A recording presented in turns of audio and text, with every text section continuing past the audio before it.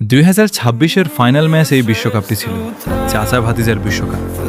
মেসির এই হার দেখে অনেকের খুশি রাখতে পারে।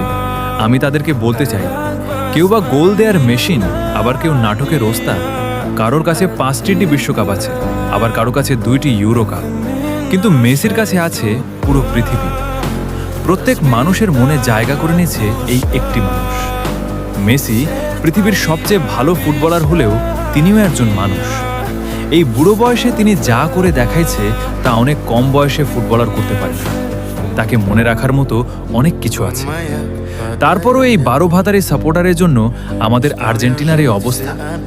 হলদে পাখির দলগুলো কখনো ইংল্যান্ড, পর্তুগাল, সুইজারল্যান্ড, কেবার্ডে, আবার সবশেষে স্পেন। এই কুফাগুলো যখন দেখে যে তারা যে দল সাপোর্ট করে সেই দলই মারা খায়, তখন এইসব 12 ভাতারি কুফাগুলো আর্জেন্টিনা সাপোর্ট করে। তারাই আর্জেন্টিনার দলের জার্সি যেভাবে পড়েছিল তা না 100 মিনিট, সেইভাবে সুপারগ্লু আঠাও কোনো কিছুর সাথে লাগে না। এদের বাপের ঠিক নেই। ঘানার ওঝা পর্যন্ত বলেছিল আর্জেন্টিনা জেতে। এর থেকে বড় কুফা আর কি হতে পারে?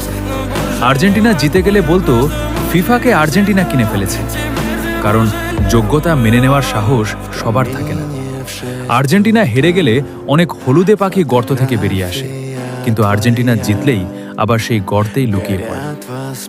2030 বিশ্বকাপে তোমাদের গর্ত থেকে বের হওয়ার সময় দেব না, এই কথা বলে দিলুম আমরা আর্জেন্টিনা সাপোর্টার।